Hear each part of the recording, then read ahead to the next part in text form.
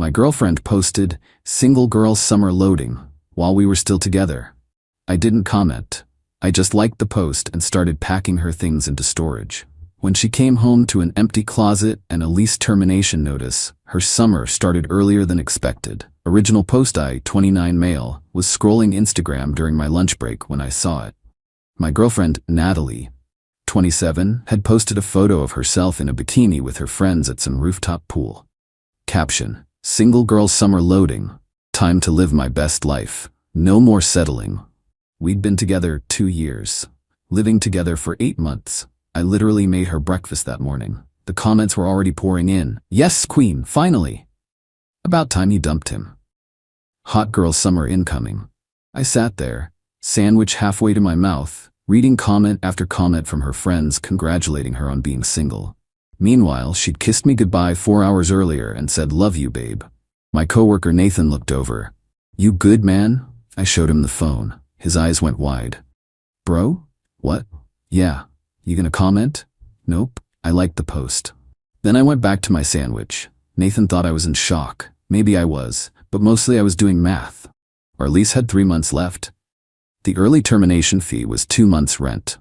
I had $8,000 in savings. She spent her last paycheck on that rooftop pool party outfit. I finished my shift, went home to our apartment. Natalie wasn't there. Probably still at the pool living her best life. Her stuff was everywhere. Designer purses she couldn't afford without my help. The PlayStation I bought but she claimed was ours. The coffee maker she picked out but I paid for. Started with her closet. Everything went into boxes. Methodical, calm, like packing for a move, which I guess it was. Her move. Found the lease agreement. We were both on it, but I was the primary. Read the fine print about lease breaking. Found the storage unit placed 2 blocks away. They had a promotion, first month free. By 6 p.m., I had rented a storage unit, packed 6 boxes of her clothes, boxed her makeup collection that took up our entire bathroom counter, carefully wrapped her Live Laugh Love wall decorations. I know, I should have seen the red flags. She texted around 7, "At Becca's place." "Don't wait up," I replied. "Have fun." Kept packing. Found the birthday gift I'd bought her for next month.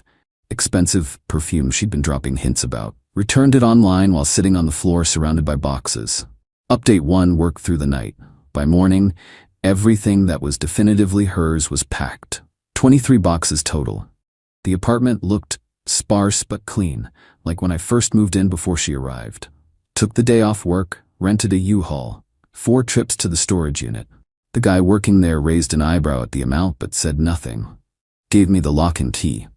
Natalie finally came home at 2 p.m. the next day. Still in yesterday's clothes, sunglasses on, clearly hungover. "Babe, crazy night. Becca's boyfriend brought his friends in." She stopped, looked around the near-empty apartment. "What? Where's my stuff?" "In storage." I handed her the key and the address. "First month's free." Her hungover brain struggled. "Storage? Why is my stuff in storage?" "Well, you're single now. Congrats on your summer, by the way." The sunglasses came off. "What are you talking about?" I showed her the Instagram post. Her face went pale, then red. "That was just, it didn't mean anything. It was for the pics, you know how social media is." "Right, which is why all your friends congratulated you on dumping me." "I didn't tell them we broke up." "No? So single girl summer and no more settling means what exactly?" She tried to deflect. "You're overreacting. It's just an expression." "Cool, well here's another expression. Lease termination." I handed her the notice I'd filled out. "I'm ending the lease. 60 days notice starting today. You'll need to figure out where you're living for your single summer." "You can't do that. We're both on the lease." "I'm the primary leaseholder." "Already talked to the office. You can take over the lease if you qualify on your own. Spoiler alert, you need to make 3 times the rent." She made $2,200 a month at her retail job. Rent was $1,400. This is insane. Over an Instagram post? "Natalie, you announced to everyone we know that you're single while living in my apartment, eating food I buy, using utilities I pay for. You wanted to be single? Wish granted." She started crying, but not sad crying, angry crying. "You can't just throw me out. I have rights. You have 60 days. That's your rights." Then came the bargaining. "Baby, please, I'll delete the post. I'll tell everyone it was a joke. Already screenshotted, plus Becca reposted it to her story with "finally free," so that ship has sailed. She switched tactics, started yelling about how I was controlling, abusive, manipulative, how this proved she was right to want to be single. Okay, so we agree, you should be single. She grabbed her phone, started texting furiously. 20 minutes later, Becca and 2 other friends showed up. Madison and Jenna, the whole summer squad. Becca immediately started in. Are you seriously kicking her out over a caption? Toxic much? She announced she was single. I'm respecting her decision. Madison jumped in. It's called having fun. Not everything needs to be so serious. Right, and now she's free to have all the fun she wants, somewhere else. Jenna tried the sympathy angle. But where will she go? That's a great question for single Natalie to figure out. Natalie was rage-packing what little remained. Toiletries, phone charger, the coffee maker. I let her think it was hers. I'm going to stay with my mom. She'll see how crazy you're being. Good idea. Tell Patricia I said hi. They left in a fury of door slamming and muttered insults. Becca shouted something about small dick energy. Madison said I'd die alone. Jenna just shook her head like I was pathetic. 20 minutes later, Patricia called. Update 2. Patricia, Natalie's mom, started soft. Honey, Natalie's very upset. What happened? I sent her the Instagram post. Long pause. Oh.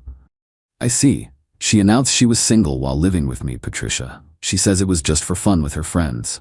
Would you stay with someone who publicly announced they were single? Another pause. Well, she's young. She makes mistakes. She's 27, and this wasn't a mistake. It was a decision. She can stay with you, right? My apartment is very small. There it was. Patricia lived in a studio. She'd been thrilled when Natalie moved in with me because it meant not having her daughter on her couch anymore. Well, I'm sure you'll figure it out. The storage unit is paid for 1 month. After Patricia, the calls started. Natalie's brother, her cousin, even her hairdresser, who she was apparently crying to during an emergency appointment. To everyone, I said the same thing. She announced she was single. I'm helping her be single. But the best part came that evening. Natalie posted again. When he shows you his true colors, believe him. # narcissist alert, dodged a bullet. The comments rolled in. What happened, babe? Are you okay? Men are trash. She was painting herself as the victim. Fine, I had time. I posted my own update. Just the screenshot of her single girl summer post with a simple caption. When someone tells you they're single, believe them. The mutual friends who saw both posts started connecting dots. My phone buzzed with messages. Wait, she said she was single while living with you? Bro, I thought you guys were good. She's been planning girls' trips all month talking about being single. That last one was from Tom, who was dating Madison. He sent screenshots of a group chat where Natalie had been talking about her summer of freedom for weeks. Planning trips, discussing which apps to download, rating guys at her gym. I forwarded those to Patricia. Her response, oh my. Day 3. Natalie showed up with a police officer. Said I illegally evicted her and stole her belongings. I showed the officer the lease agreement, the 60-day notice, and the storage unit receipt with her name on it. Sir, her belongings are in storage, the officer asked. Yes, sir. Here's the key and address. First month is paid. And she has 60 days notice? Correct. She's free to stay until then, but she announced on social media that she's single, so I assume she'd prefer to stay elsewhere. The officer looked tired. Ma'am, this is a civil matter. He hasn't illegally evicted you. But my stuff, Natalie wailed, is in storage, which he paid for. She tried another angle. He's harassing me. How? He liked my Instagram post. The officer actually rubbed his temples. Ma'am, please collect your things from storage. Sir, can she get her belongings? She has the key. Storage unit B12. The officer left. Natalie stood in the doorway. You're really doing this. You're really single. Congrats. I hate you. That's fine. You have 57 more days to hate me. Then you need to hate me from somewhere else. Update 3. Week 2 of Single Girl Summer got interesting. Natalie had been couch surfing. 3 nights at Becca's, 2 at Madison's, back to Becca's. According to Tom, who became my unexpected informant, she was already wearing out her welcome. Leaving messes, eating their food, complaining constantly about me. Then she realized something important. Her mail still came to the apartment, including her paycheck. She hadn't set up direct deposit despite me telling her to for months. She texted, "I need to get my mail. It's in the mailbox. You have a key. The mailbox is locked. Use your key? You changed the locks. On the apartment, not the mailbox." Turns out she'd lost her mailbox key months ago and had been using mine. She had to go to the post office, prove residency, awkward since she'd announced she didn't live here, and pay $25 for a new key. But here's where it got petty. Her gym membership auto-renewed. The card on file expired. They emailed the account on file, the one I'd set up for her because she wasn't good with that tech stuff. I forwarded it to her. "Thanks," she texted. "No problem. B2W, you'll need to update all your accounts. That email address is shutting down in 30 days. "What? You can't do that. It's on my domain. Natalie at my domain. You're not at my domain anymore." She called screaming. I didn't answer. She texted 43 times in an hour. I responded once, "Gmail is free." Then Tom sent me something interesting. A screenshot from Tinder. Natalie's profile. Fresh out of a toxic relationship, ready to find a real man who can handle a strong, independent woman. The bio included, 5'7", yoga enthusiast, foodie, must have your own place, staying with mommy is a red flag. Love travel and wine tasting, no broke boys. I laughed so hard I nearly choked. She was staying on couches and had $47 in her account. Tom's girlfriend Madison had complained about Natalie asking to borrow money. Day 18. Natalie tried a new strategy. She showed up at 11 p.m., drunk, crying. "Derek, please, I miss you. I miss us. You're drunk? Go home. This is my home. Our home. For 42 more days, then it's just my home. I made a mistake. One stupid post." And weeks of planning your single summer in group chats and a Tinder profile and telling everyone I'm toxic. Her eyes widened. "How did you know about Tinder, Natalie? You used photos I took of you. My friend Kevin matched with you and sent me screenshots." She started ugly crying. "I was just exploring options. I never met anyone." "That's because you put must have your own place when you're literally homeless." That set her off. "I'm not homeless. I'm between situations." "Right, we'll go be between situations somewhere else. It's late. Can I at least use the bathroom?" I almost said no, but I'm not a monster. "Fine." 5 minutes. She was in there for 20. Came out with her makeup fixed, hair done. Tried to sit on the couch. "Nope. Time to go. It's late, dangerous. Call an Uber, or Becca, or one of your Tinder matches with their own place." She left, but not before trying to take the spare phone charger. I held out my hand. She threw it at me. Update 4, day 30. The storage unit's free month was ending. Natalie had to figure out what to do with her stuff. She texted, "Can't afford storage. Can I keep some boxes in the apartment?" "No." "Just a few." "No. You're being petty. You're being single." She convinced Becca to help her move everything from storage to Patricia's studio apartment. Patricia called me that evening. "There are boxes everywhere. I can barely walk. That sounds frustrating. Can't you just work it out?" She made a mistake. Patricia. She planned this for weeks, told everyone she was single, made a Tinder profile. This wasn't a mistake, it was a choice. "But she loves you." "She loves my apartment and stability. There's a difference." Patricia sighed. "She can't stay here long term. She's an adult with a job. She'll figure it out." Day 35.